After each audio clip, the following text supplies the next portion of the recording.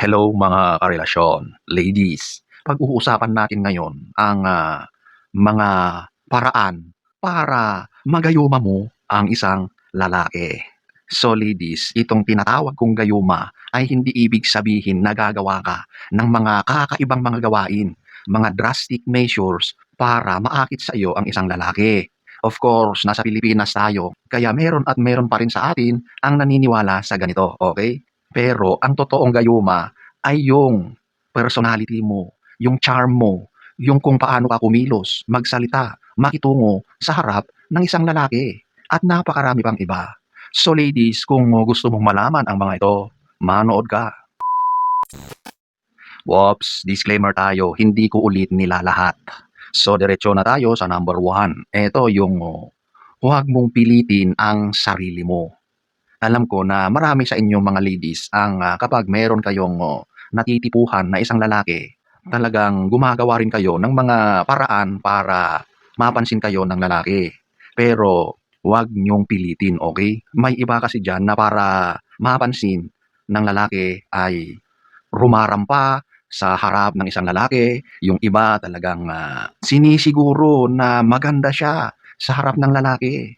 Alam nyo ladies, ang mga lalaki, kapag nakikita, napapansin na parang desperada ka para sa atensyon niya, he will hold back his cards, okay? Kasi ang mga lalaki, gusto nila na sila yung naghahabol, sila yung gumagawa ng mga moves. Kaya kapag nakita na ikaw yung mismong naghahabol sa kanya, siya naman ngayon ang aatras o parang lumalayo. Kaya ladies, huwag mong gawin ang ganyan. Just be yourself, okay? Number 2, matuto kang tumingin mata sa mata, okay? Alam niyo, pagdating talaga sa attraction, yung eye contact ang isa sa talagang napakalakas ang hatak, okay? Kung nakikipag-usap ka at hindi ka man lang makatingin sa kanyang mata, na-turn off yung mga lalaki. Yung kapag nakikipag-usap ka ay nakayuko ka o kung saan-saan ka tumitingin, pagpapakita yan na wala kang tiwala sa sarili mo. At yan ay off sa mga ligawan, sa pagiging attractive, nega ang ganyan, okay? Kaya kapag ikaw ay nasa harap, nakikipag-usap sa lalaki, tumingin ka mata sa mata, okay? Pwede ka namang magbago ng direksyon, pero ibalik mo ulit sa kanya ang iyong paningin. Yan talaga ay isang napakalakas na pang-akit sa lalaki. Number 3, yung matamis mong ngiti. Isa rin ito sa pinakamalupit na gayuma, okay? Yung ngiti mo. Wala na talagang ibang makakapantay sa ganito eh. Talagang ang smile, very powerful ito pagdating sa attraction, both ways, lalaki at babae.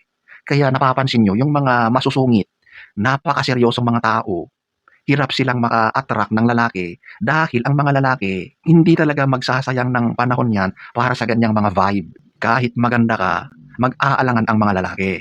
Kaya kung ikaw ay palangiti at nakita yan ng isang lalaki na may gusto sa iyo, magic yan, okay? Sigurado na yung lalaki, lalapitan ka, makikipagkilala yan. Kasi ang ngiti ay napakalakas na positive aura sa attraction, okay? So ladies, ibigay mo na yung pinakamatamis mong ngiti. Number 4, ito yung marunong kang makipagbiruan, okay? So ito yung dapat ay nagiging adjustable ka, nag-a-adapt ka sa mga sitwasyon, okay? Kung ikaw yung babae na talagang by nature ay medyo seryoso ba, hindi ka masyadong fan ng mga small talk o yung mga maliliit lang na kalokohan, biruan, ayaw mo ng ganyan, nako, medyo kabawasan yan sa pagiging attractive mo. Pero kung ikaw yung babae na kaya mong mag-adapt sa mga sitwasyon, lalo na kapag grupo yan, tapos may kulitan, may mga asaran, may mga tawanan, dapat ipakita mo na kaya mong sumabay, okay? Kasi kung ikaw lang yung babae doon na nananahimik, nakabusangot, kapag nakita ng lalaki yan, nako, siyempre mag-iisip yan. Ang ganda-ganda pa naman. Pero parang hirap sa mga ganitong mga pagkakataon. Ika nga, 'di ba, may kasabihan na if you are in Rome, do as the Romans do, 'di ba? Ibig lang sabihin, sumabay ka, okay? Maging adjustable ka. Hindi pwede yung kung ano lang yung gusto mo, yun lang ang masusunod, okay? Siyempre, kapag nakikita ng lalaki na, aba, ang galing-galing naman nito, hindi ka KJ, sobrang maa-appreciate at maa-attract ang mga lalaki sa'yo. Number 5, eto yung, i-appreciate mo siya, okey? Since lalaki 'yan, mataas ang ego, mataas ang pride niyan at ang mga lalaki talagang uhaw na uhaw 'yan sa mga papuri. Kaya kung ikaw yung babae na medyo maboka, mabola, literal, kahit bobolahin mo yung lalaki, ang mga lalaki gustong-gusto nila 'yan. Ang mga lalaki kahit alam nila na jino-joke time mo lang siya, binobola mo siya, gustong-gusto pa rin nila 'yan, okey? 'Yan talaga ang totoo. Kaya sabihin mo, "Wow, talaga namang ibang-iba ang dating ngayon na mukhang, pumopogi. Bagay na bagay mo yung OOTD mo ngayon, ang lupit-lupit mo talaga." Ang mga ganiyang mga pambobola, pasok na pasok pa rin 'yan sa panlasa ng mga lalaki. Napapangiti mo 'yan. Sa loob-loob niyan, naku, 'yan ay, humahalakak na sa tuwa. Yung tenga niya, pumapalakpak 'yan. Oo, 'yun talaga ang totoo. Kung gusto mo na makuha ang atensyon ng lalaki, go all out at, purihin mo yung mga magagandang qualities niya, okey? Number 6, maging, independent ka. So, alam niyo ladies, bilang babae, kung papasok ka sa isang relasyon, dapat kaya mong manindigan, tumayo para sa sarili mo. Pagdating sa relasyon, dapat hindi ka sunod-sunuran sa kanya at sa ibang tao. Minsan kasi 'di ba, yung mga magulang ay may say sa relasyon na papasukin ng mga anak.